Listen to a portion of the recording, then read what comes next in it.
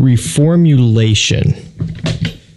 I probably just got all of your guys' attention right there. That is the one word that will get people just all hot and bothered. They'll just get in a complete outrage when you bring up reformulation. Now, I'm not going to sit here and tell you that no fragrance ever gets reformulated, because that's simply not true.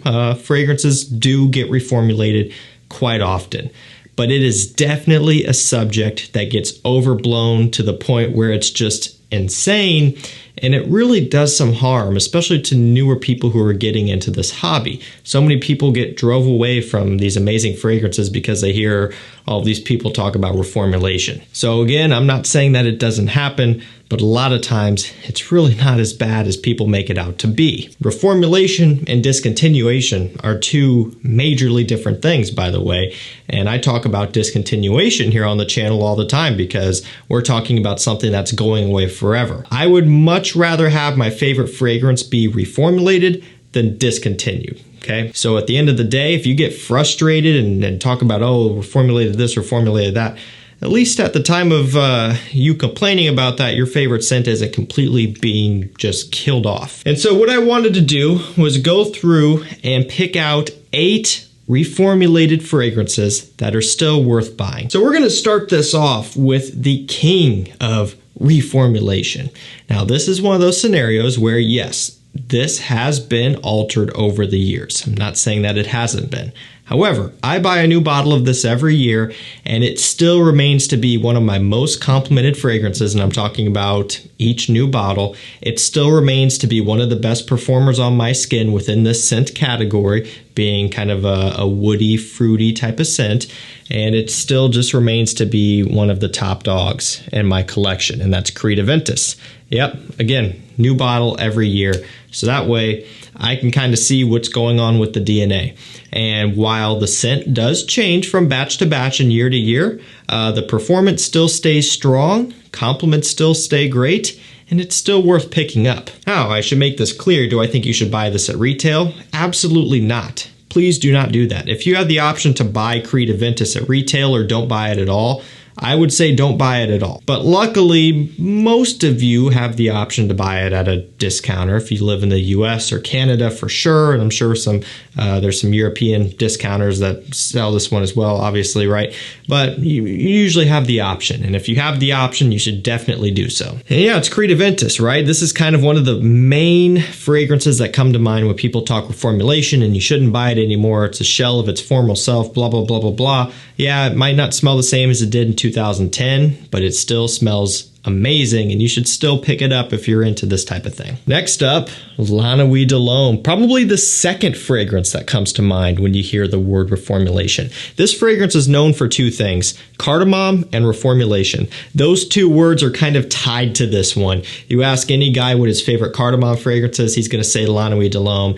You ask any guy about reformulation, they'll be like, oh yeah, that happened to that one La Nuit de l'Homme fragrance, right? Again, this is one of those things that is now instilled and ingrained into the fragrance community. People talk about La Nuit de l'Homme, you immediately get reformulation this, reformulation that, and everything in between. Now, again, I've talked about this here recently. This is my newest bottle, tiny little 40 ml bottle. I've got four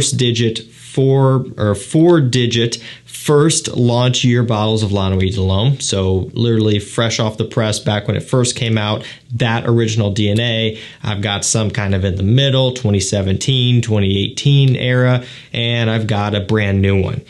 And while there are some slight differences, mainly in the character and depth of the scent when you compare the first year compared to now, performance has never been a thing where it's like amazingly strong to where you need it to be that strong. And, you know, I'll wear this in the evening and I'll wake up still smelling it on me the next morning. It still does decent. And I think it's just completely overblown, the whole La Nuit de l'Homme thing. People lose their heads over this. And it's kind of entertaining, but also it's kind of a bummer for the new guys out there who are misled and decide not to try something that potentially could really change the direction of their hobby. So my advice to you, give it a try. Sample it, walk into any department store pretty much and smell it, get your nose on it, test it, and see if it's for you. It might be for a lot of you. Also, this guy, Dolce Gabbana The One EDP. Might as well cover two of the best date fragrances of all time back to back, right?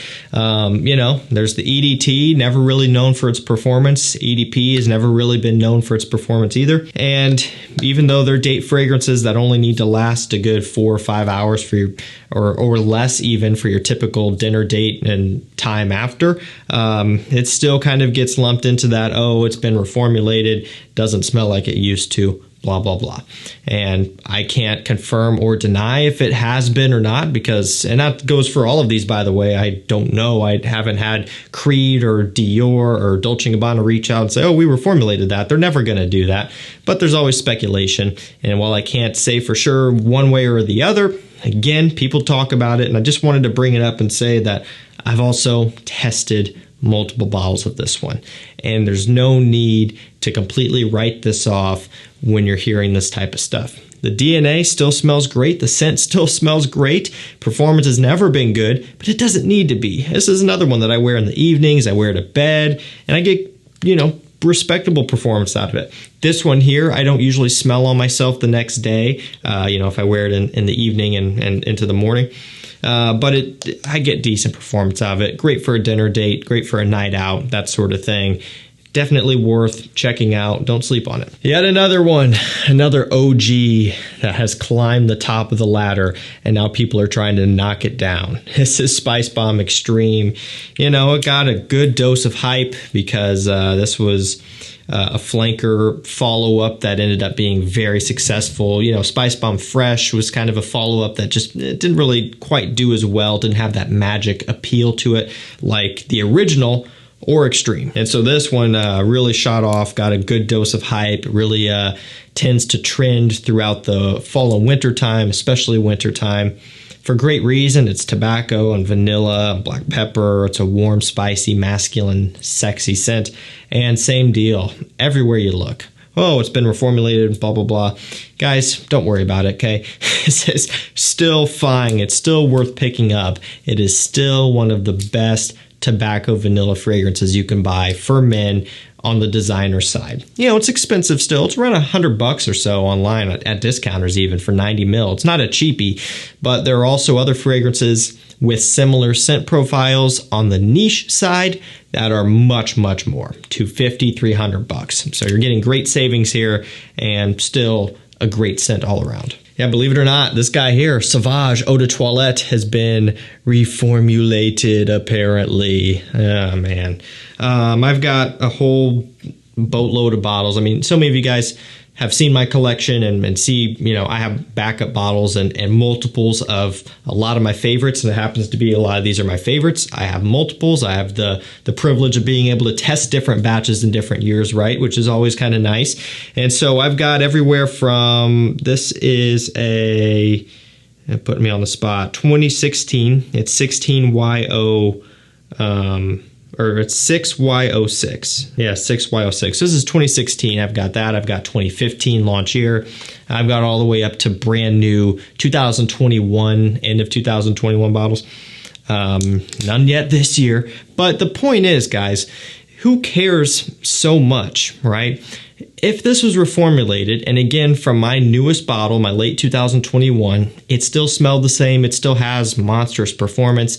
At the end of the day, you've got other flankers you can check out for one, but even still, this is one that I've talked about before that could almost benefit from being knocked back a little bit. It's so strong, so sharp that if the performance is a little bit less, it might actually make it easier to wear in day-to-day situations. And if they're able to tweak it in a way where maybe an ingredient is harmful, maybe it just sets it off and they can't make it anymore, I'd rather them reformulate it than straight up discontinue it. So just some other food for thought there. As far as I know from my latest bottle, stuff is still mint, still smells great, and you don't really have anything to worry about. Do you guys remember this cheapie? CK1 Shock. It's a $20 scent for 200 mils. And it's a great way to go. This is a 100 ml bottle. Made the mistake of buying it at a rack store for $20, which is still a good deal, but when you can hop online and get a whole, double this size for, I think it was $22, maybe $23, something like that. I wish I would have gone that way. It doesn't matter too much though. Still plenty. It's a red tobacco scent with an energy drink accord, which is kind of funny. This kind of has a little bit of a playful look to it, easy to write off, but it's a fantastic cheap tobacco scent. Really nice red pipe tobacco in here with a good dose of a powdery sweetness, tonka bean, all that stuff. And even something as cheap as this gets ridiculed for being reformulated and everything like that. And, this is another one of those scents where it never had the best performance to begin with. It's a Calvin Klein, it's a cheapie. You're looking at typically 5-6 hours, somewhere around in there, at least for me. And it's one where it's cheap enough. You can spray it on heavily. You can take a decant with you. If you actually do get a 100 ml bottle like this can fit in your pocket with relative easiness. So I don't know. Spray it on heavy and hit the road. So we're going to follow up good old Creed Aventus with its big brother here, its little brother rather, maybe it's cousin, younger cousin, I'm not sure. Mont Blanc Explorer. This one got a good amount of hype because it is blatantly a Creed Aventus clone, and that was Mont Blanc getting revenge at Creed for the time when Creed completely copied Mont Blanc Individuel, which came out, multiple years before original Centol by Creed. So we're talking there was a big gap here. It wasn't just completely coincidental. Like there was something going on where Mont Blanc was original with their scent and Creed wasn't in this case. So this is their revenge, and it's kind of funny. And I like Explorer. It's a good $45 scent, $45, $49, 100 mil. I can get testers for less too. And it's a nice solid Aventus clone. Really good alternative for a low price. But, you start looking around, you go down the rabbit hole, and you see that just like its little cousin, reformulation doesn't smell the same, blah, blah, blah. Oh, man. It's a clone of Creed Aventus at a fraction of the price. Just don't worry about it. This hobby is so much more fun when you don't stress about things, guys. Trust me, I've been there. Then I realized I'm just wasting my time. Givenchy Pie is what we're going to end this one off with. Now, this one, I'm sure, probably has been through different stages. Came out in 99, so 22 years ago. Coming up on 23 years ago. Well, I guess it depends. For me, it's coming up on 23 years ago because my birthday's coming up. And I was born in 99, so I'm getting old now. So is this fragrance, right?